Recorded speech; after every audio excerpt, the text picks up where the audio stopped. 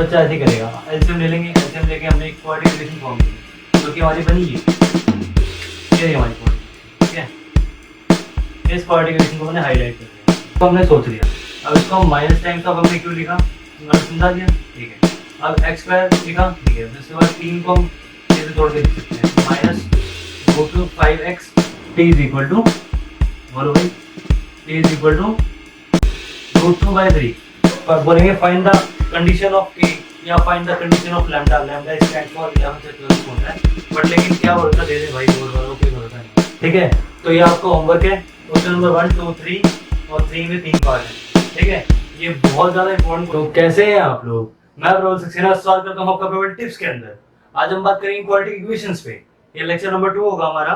तो उससे पहले हम बात करते हैं गणित के बड़े महापुरुष जो हुए हैं, ठीक है, और देवता भी कह सकते हैं उनको, श्री हनुमान जी, जिन्होंने लक्ष्मण जी के जब प्राण दांव पे लगे हुए थे, तो उनकी प्राण मतलब उनके प्राण बचाने के लिए जो उन्होंने प्रयत्न किया था, जब वो गए थे पर्वत पे संजीवनी बूटी के लिए, तो जब वो वहां पे गए, पहली बात तो वही जा सकते थे क्योंकि इतने ज्यादा बलशाली, इतने तीव्र, ठीक है, जो इतने कम टाइम में उस चीज को वहां से लेके आ सके, तो वो केवल हनुमान जी थे हमारे, ठीक है। तो उनके लिए पहले सबसे पहले नमन करता हूँ मैं, जो उनको मैं इस वीडियो में कैप्चर कर रहा हूँ। तो जब वो वहां पे गए, तो उनको जब वो जड़ी बूटी मिली, मतलब जड़ी बूटी नहीं मिली, पहली बात तो वो बहुत सारी जड़ी बूटियां थी, ठीक है। तो वो कंफ्यूज हो गए कि भाई यार ये जड़ी बूटी है या फिर ये वाली है, कौन सी लेके जानी है। तो अगर वो वहां पे टाइम कंज्यूम करते, टाइम लगाते उसको ढूंढने में, तो वो लेट हो जाते। इसलिए उन्होंने दिमाग में ये थॉट किया कि यार मैं पूरा पर्वत उठा के लेके चलता हूँ, ठीक है, और मैं जाके जामवन जी को दे दूंगा, तो वो मेरे को आराम से बता देंगे और उनकी जड़ी बूटी से उनकी हेल्प कर देंगे, यानी उनके प्राण बच जाएंगे। तो जैसा उन्होंने उस टाइम दिमाग चलाया, इन्होंने श्री हनुमान जी ने, तो वैसे ही आप बच्चों को भी अपना अपना दिमाग ऐसे ही चलाना पड़ेगा, ठीक है। ऐसे ही हम कुछ कंसेप्ट देखेंगे आज, जिनके अंदर ऐसे ही आपका दिमाग दौड़ेगा, ऐसे ही आपको सोचना पड़ेगा। तो जब आप उन क्वेश्चन को सॉल्व करोगे तो आपको और अच्छा लगेगा कि भाई हाँ, पेपर में ऐसे क्वेश्चन आएंगे तो हमारे को ऐसा ही दिमाग चलाना है, ऐसे ही पॉइंट्स याद रखने हैं और ऐसे ही तुरंत के तुरंत अपना एक्शन लेना है, जैसे हनुमान जी ने लिया था, ठीक है। तो हनुमान जी की तो बात हो गई, उनको दोबारा नमन करते हैं और अपना आज का काम चालू करते हैं। तो बच्चों आज का कार्यक्रम शुरू करते हैं। ये हमारे होमवर्क के क्वेश्चन थे, मैंने कुछ 10-11 क्वेश्चन दिए, तो उसमें से 3 सेलेक्ट करे हैं मैंने। तो उन 3 में से 11 में से मतलब जो 3 क्वेश्चन सेलेक्ट करेंगे तो उनका मैंने सॉल्यूशन दे दिया है। अगर आपने कर लिया है तो बहुत अच्छी बात है, नहीं कर पाए हो तो इन सॉल्यूशन को देख सकते हो, समझ सकते हो, क्योंकि ये क्वेश्चन फ्रेम हो सकते हैं पेपर में और मेरे हिसाब से आ भी जाएंगे, ठीक है। तो पहला क्वेश्चन हमारा कुछ इस तरीके से है, इसका हम क्या करेंगे, एलसीएम भी ले सकते हैं, तो एलसीएम ले लिया हमने, ठीक है। हर बच्चा ऐसे ही करेगा, एलसीएम ले लेंगे, एलसीएम लेके हमने एक क्वाड्रेटिक इक्वेशन फॉर्म करी जो कि हमारी बनी ये रही हमारी क्वाड्रेटिक इक्वेशन, ठीक है। इस क्वाड्रेटिक इक्वेशन को मैंने हाईलाइट कर दिया। अब इसको तुम स्प्लिटिंग द मिडिल टर्म से सोचो या किसी चीज से समझो, ठीक है। तुमको डिस्क्रिमिनेंट नेगेटिव मिलेगा इसका, जब डिस्क्रिमिनेंट चेक करोगे, जो कि फॉर्मूला ये रहा, बी स्क्वायर मैंने लिखा, पहले लिखा था बी स्क्वायर माइनस 4ac, इस फॉर्मूले को जब लगाओगे इसके अंदर, ठीक है, क्वाड्रेटिक इक्वेशन के ऊपर, तो डिस्क्रिमिनेंट तुम्हारा नेगेटिव आएगा। डिस्क्रिमिनेंट नेगेटिव आने का मतलब है कि इसका कोई रियल रूट नहीं है, यानी तुम स्प्लिटिंग द मिडिल टर्म लगाओ या डिस्क्रिमिनेंट लगाओ। अब तुम्हें ये पता चल चुका कि भाई इसका रियल रूट ही नहीं है, तो नेचर पता चल गया भाई इसका, ठीक है। नेचर ऑफ रूट्स का मतलब क्या है कि भाई इसकी रियल रूट्स नहीं है, अगर रियल रूट है तो भाई डिस्क्रिमिनेंट इक्वल टू 0 या फिर पॉजिटिव आता। तो ये हमारा पहला क्वेश्चन डन हो गया, ठीक है। दूसरा क्वेश्चन हम लेके आते हैं जो कि क्वाड्रेटिक इक्वेशन का है। अब इसको थोड़ा हमने अलग तरीके से क्यों किया है, स्प्लिटिंग द मिडिल टर्म। अब बच्चे स्प्लिटिंग द मिडिल टर्म सोच नहीं पाते रूट वाले क्वेश्चंस में, इसीलिए क्योंकि भाई ने प्रैक्टिस नहीं करी होती। प्रैक्टिस करो, कंसेप्ट को देखो कि भाई कंसेप्ट लग क्या है। अब जैसे मैंने यहाँ पे क्या किया, 10 को मैंने देख लिया कि 10 को मैं रूट पे कैसे ब्रेक कर सकता हूँ। रूट पे हम कैसे ब्रेक करेंगे, पहले 5 into 2 कर लिया, 5 into 2 किया, क्यों, क्योंकि भाई इसके फैक्टर है, ठीक है, फैक्टर ले लिए। उसके बाद हमने देख लिया 5 को हम √5 लिख सकते हैं और मल्टीप्लाई बाय 2 लिख सकते हैं, तो ये हमारा दोबारा मतलब 10 ही आ जाएगा, ठीक है। तो ऐसे अब स्प्लिटिंग द मिडिल टर्म में क्या होता है कि ऐसे दो नंबर ढूंढने हैं जिनका प्रोडक्ट करने से 10 आए और जिनका सम या फिर सब्सट्रैक्ट यानी माइनस कर लो, ऐड कर लो, जो भी है वो ही आना चाहिए, ठीक है। तो हमने ऐसे नंबर मैंने सोच लिए कि भाई एक ये हो सकता है और एक ये हो सकता है, ठीक है। जब इनको मल्टीप्लाई करोगे तो ये आ जाएगा, और जब इनको माइनस करके मतलब दोनों को माइनस में रख के ऐड करोगे, जैसे ये किया है मैंने, तब भी +10 आएगा, और पॉजिटिव लेके करूंगा तब भी आएगा। लेकिन हम पॉजिटिव लेके इसलिए नहीं कर सकते, तो फिर ये √5 हो जाएगा। जब √5 वाला क्वेश्चन बनेगा तब इसको हम पॉजिटिव लेके करेंगे, लेकिन हमने यहाँ नेगेटिव लेके इसलिए किया है हमारा +10 आ जाए, समझ में आई बात, और ये 3 भी आ जाए, ठीक है, तो इसको हमने सोच लिया। अब इसको हम माइनस टाइम्स ऑफ हमने क्यों लिखा, मैंने समझा दिया, ठीक है। अब एक्स स्क्वायर लिखा, ठीक है, फिर उसके बाद 3 को हम कैसे तोड़ के लिख सकते हैं कि minus root two 5x minus 2 root 5x, इन दोनों को जब ऐड करेंगे तो यही आएगा, ठीक है, और माइनस का साइन आएगा, बढ़ेगा, ये भी हमें पता है। फिर उसके बाद प्लस 10 हो गया। दूसरी बात, अब इसके बाद कॉमन ले लिया, क्वाड्रेटिक इक्वेशन है, 9th वाला चल रहा है, ठीक है, 9th में सीखा भी हो गया। तो यहाँ पे हमने कॉमन ले लिया, कॉमन लेके भाई हमारे पास जीरोस आ गए या फिर रूट्स आ गए इस इक्वेशन में, ठीक है। थर्ड क्वेश्चन ये रहा। थर्ड क्वेश्चन कुछ ऐसा है कि भाई इनको मल्टीप्लाई करोगे तो 6 आएगा, हमारा p क्या आया 6, और सम क्या है हमारे पास -5, ठीक है, साइन के साथ रखना है। तो अब -5 कैसे आ सकता है, ये हमारे पास सामने आ गया कि भाई जो 3√2 है उसको हमने वैसे रखा, ठीक है, लेकिन जो ये है माइनस टाइम्स ऑफ 5t, जिसको हमने ब्रेक करके लिखा -3t माइनस 2t प्लस √2। अब इसको ऐसे लिखने के बाद हम यहाँ पे आ गए, कॉमन लिया, कॉमन लेने के बाद हमारे जीरोस आ गए। अब जीरोस को हम अलग तरीके से कैसे शो कर सकते हैं, देखो, अब 3t minus √2 is equal to 0 करो, एक डब्बा ये 0 हो गया, तो हमारे पास यहाँ वैल्यू क्या आ गई, t इज इक्वल टू, बोलो भाई, t इज इक्वल टू √2/3, और दूसरी वैल्यू क्या आ गई, इसको तो 0 करोगे तो 1/√2। अब इसको रेशनलाइज कर लो, ठीक है, तो 2/√2 आ जाएगा, नहीं 2√2 नहीं, √2/2 आ जाएगा, ठीक है। तो हमारा ये वैल्यू आ जाएगी, एक वैल्यू ये आ गई, ठीक है। तो अब हमारा इसको डन करते हैं। अब नया कंसेप्ट सीखते हैं आज के कि भाई जो टॉपिक नया चालू होने वाला है, ठीक है, तो वो क्वेश्चंस किस तरीके से, मतलब एक टाइप ऑफ क्वेश्चंस मैं दोबारा बताऊंगा, उसमें लगने वाला कंसेप्ट बताऊंगा, ठीक है। तो नेक्स्ट स्लाइड पे बात करते हैं उसके ऊपर।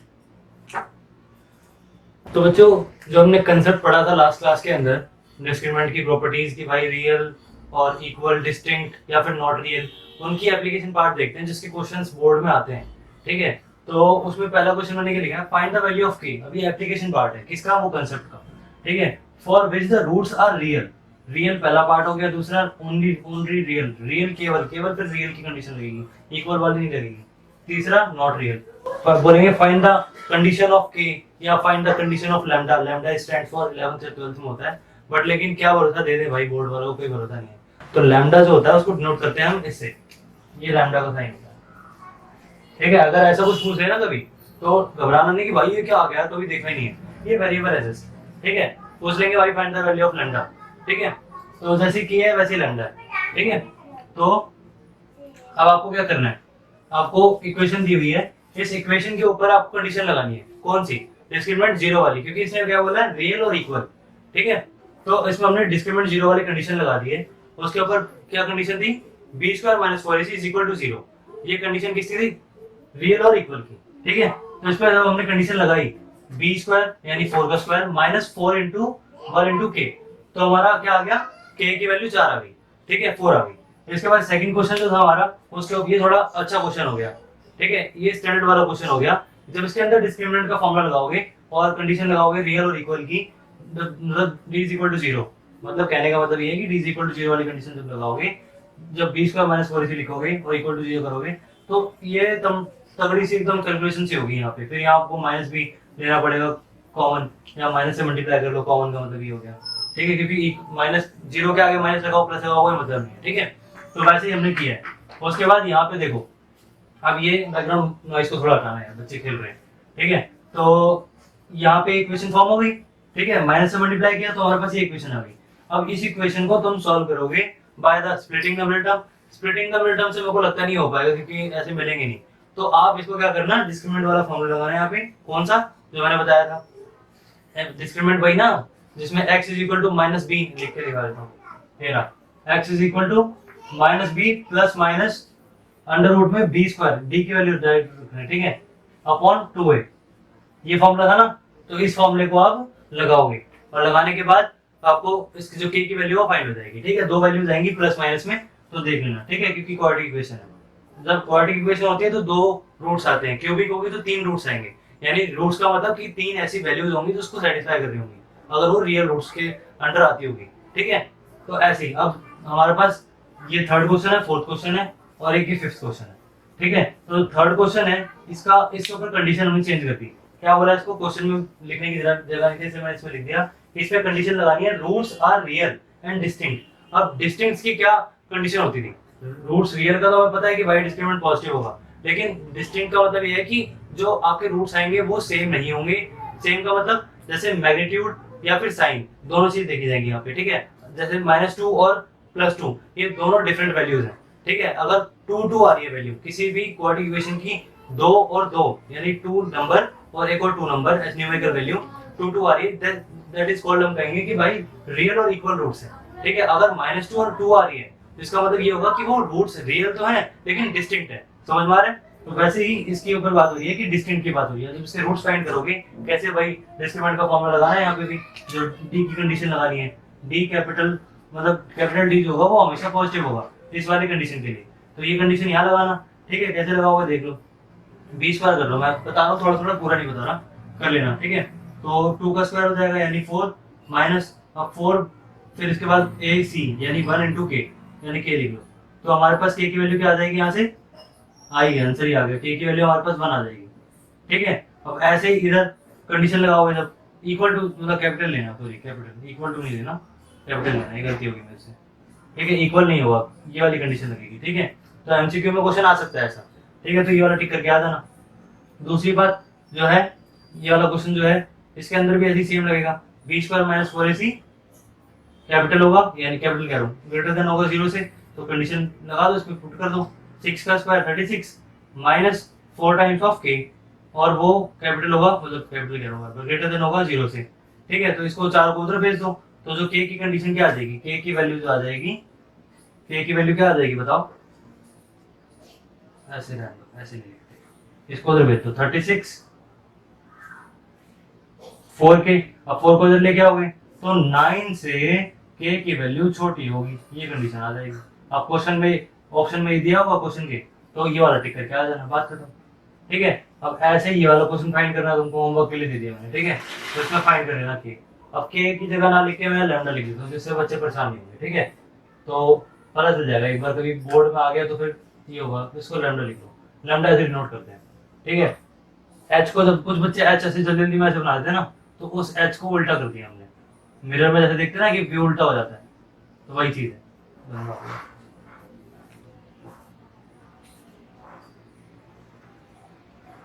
ठीक है। तो इतना आप देख लो, अब आगे बात कर।